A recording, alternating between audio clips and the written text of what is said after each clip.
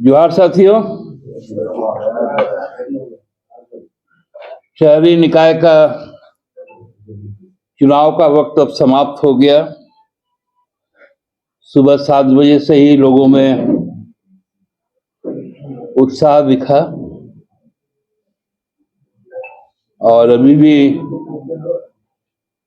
चुनाव सेंटर्स पे प्रेमिसेस के अंदर कुछ लोग अभी भी अपने वोट का इंतजार कर रहे हैं और हमको लगता है कि बाई एंड लार्ज अभी तक तो कोई डेटा आया नहीं,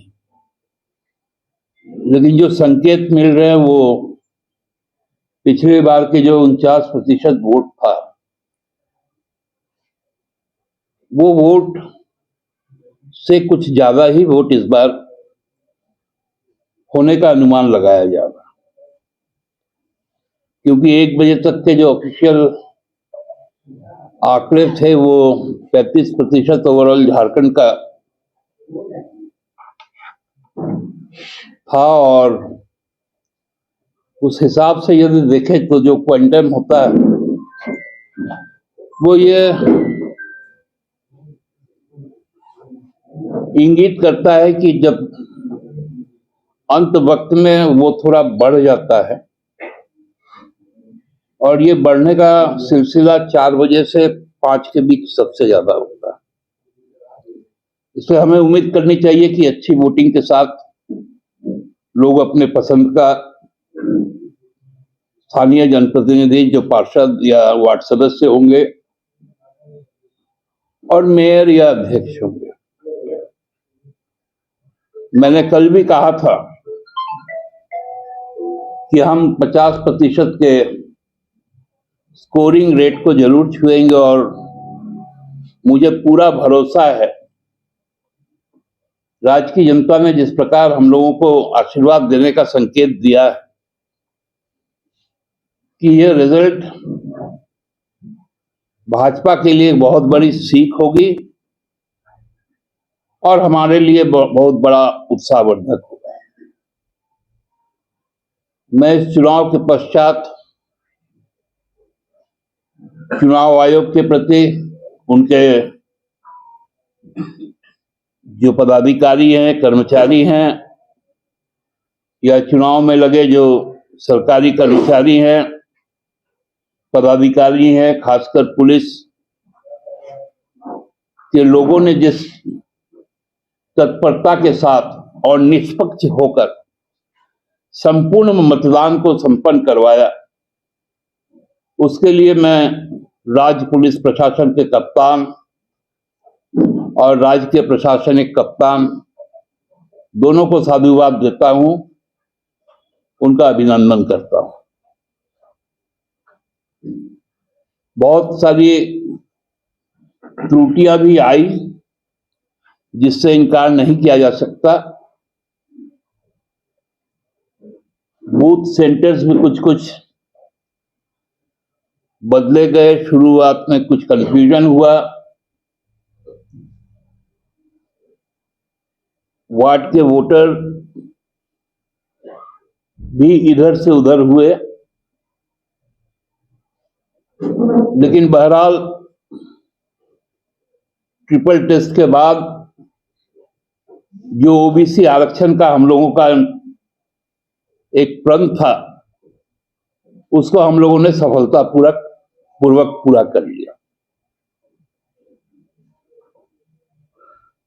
अमूमन पूरे प्रदेश में शांतिपूर्ण ही मतदान रहा, कहीं कोई बड़ी घटना की कोई अभी तक सूचना नहीं है। हाँ, आपस में जो मोहल्ले का तकरार होता है, पड़ोसी भी आपस में कभी कभी कुछ बातों को लेकर असहमत हो जाते हैं, क्योंकि थोड़ा बहुत तो ये चलता है, वो वही हुआ है। शहर में कई जगहों पर भी हुआ, लेकिन पुलिस ने जिस तत्परता के साथ चीजों को अपने दखल में लिया और शहरी आवाम जिस प्रकार से सचेत थी, बहुत कुछ भाजपा के द्वारा यहाँ पर सुलगाया जा रहा था, लेकिन उनके हर मंसूबे पर पानी फेरते हुए लोगों ने अपना मतदान पूरा किया।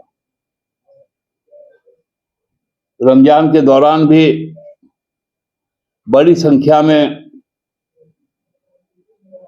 जो मुस्लिम धर्मावलंबी जो माताएं हैं, बहनें हैं, उन्होंने सुबह से ही अपना कर्तव्य, अपना जिम्मेवारी को निभाया।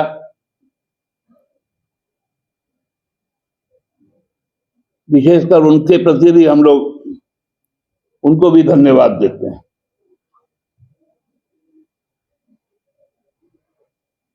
हम लोगों को मालूम नहीं है कि हर प्रकार से विचलित और पराजित होने के बाद भाजपा का जो अब मंतव्य आने लगा है, मैंने सुना कि उनके एक केंद्रीय मंत्री हैं, उन्होंने कहा कि जब देश आगे बढ़ रहा है, टेक्नोलॉजी इतना आगे बढ़ गया, लोग डिजिटल प्लेटफॉर्म में जा रहे हैं और हेमंत सरकार पुराने ढर्रे पे कागज पर आ गई। मैं उस मंत्री जी को थोड़ा स्मरण करवा दूं कि टेक्नोलॉजी के क्षेत्र में हम बहुत विकसित हैं और खासकर अमेरिका जैसे देश में हमारे देश के ही जो ब्रेन है, जो टेक्नोक्रेट्स है, जो आइडिया गढ़ने वाले लोग हैं, उनकी बहुतायत है। लेकिन फिर भी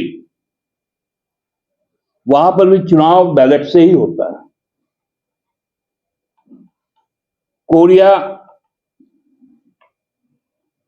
और जापान जो अपने समृद्ध टेक्नोलॉजी के लिए, डिजिटल टेक्नोलॉजी के लिए पूरे विश्व में विख्यात है, वहां का भी इलेक्शन बैलेट से ही होता है। यूरोप का भी इलेक्शन वहां पर भी बैलेट से ही होता है, क्योंकि भाजपा का जो टोना टोटका जादू मंत्र ईवीएम में होता था वो रुक गया, इसलिए मंत्री जी के पेट में थोड़ा दर्द हो गया। मंत्री जी को ये भी चिंता लगने लगा कि वोट गिनने में बहुत देरी हो जाएगी।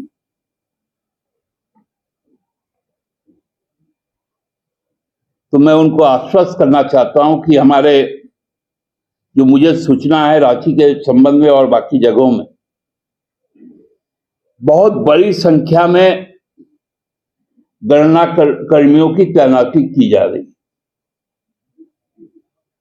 रांची के वज्रगृह में 10 सेक्टर होंगे जिसमें 30 टेबल होगा, मतलब एक एक चक्र में लगभग 300 बैलेट बॉक्स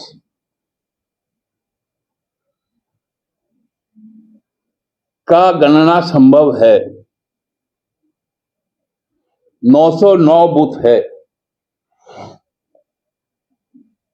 तो हमको लगता है कि ये बहुत बड़ा चुनौती नहीं होने वाला। और जो भी चुनौतियां आएंगी भी, तो चूंकि लोकतंत्र का ताकत इतना बड़ा होता है कि वो सभी चीजें दूर हो जाती। मैं पुनः राज्य की जनता को बधाई देता हूं, शहरी आवाम को बधाई देता हूं। आपने जिस प्रकार हम लोगों का समर्थन दिया, आशीर्वाद दिया, उन सभी आशीर्वाद और समर्थन के प्रति हम लोग दायित्वशील रहेंगे और अपनी जिम्मेवारियों को उठाएंगे। बहुत बहुत धन्यवाद। मेरा 3 सवाल है। पहला सवाल ये है कि आपके लिए रिजर्व उत्साह लेकर आएगा बीजेपी के लिए सीट, कांग्रेस को क्यों छोड़ दिया? कांग्रेस के लिए क्या संदेश रहेगा? देखिए, कांग्रेस ने भी स्वतंत्र रूप से चुनाव लड़ा हर जगह, और राजद ने भी चुनाव लड़ा। हमको लगता है कि जिस प्रकार विधानसभा में हमारा साथ उनको मिला था, ना चाहते हुए भी बहुत कोई जेएमएम के साथ साथ उनको भी आशीर्वाद दे दिया, क्योंकि क्रेडिबिलिटी लीडर का होता है। तो लीडर के साथ जितने लैडर खड़ा रहते हैं वो भी कहीं ना कहीं लाभान्वित हो जाते हैं, तो वो लाभ भी कांग्रेस को मिलेगा। मेरा दूसरा सवाल है, आपका एग्जिट पोल क्या कह रहा है? आउट ऑफ 9 कितना? मैंने आपको कहा, मैं एग्जिट पोल नहीं करना, मैं सेफोलॉजिस्ट नहीं हूं, लेकिन जो संकेत मिल रहे हैं 1/3 से कम नहीं 2/3 तक हम जा सकते हैं। हाँ, मतलब जेएमएम ना? निश्चित तौर पे मैं पार्टी ऑफिस में बैठ के तो जेएमएम का ही प्रतिनिधि बोल रहा हूँ। झारखंड वाला हम है, दिल्ली वाला। मेरा तीसरा सवाल ये है दादा कि इस बार कई जगह वार्ड में देखा गया पूरे झारखंड में कि जेएमएम के कार्यकर्ता और कांग्रेस के कार्यकर्ता एकदम आमने सामने, टक्कर की मूड में है, कई जगह झड़प हुई, लड़ाई हुआ। तो इससे जो उत्पन्न भावना है, क्या आपको लगता है ये रिजॉल्व हो जाएगा रिजल्ट आने के साथ, या ये एग्जिस्ट करेगा दोनों के सीने में भविष्य तक? देखिए, ये मोहल्ले की लड़ाई थी, और मोहल्ले की लड़ाई शाम को 5 बजे के बाद 6 बजते बजते आपसी सौहार्द फिर से कायम हो जाएगा, और मोहल्ला फर्स्ट ही कायम रहेगा जो रहते आया।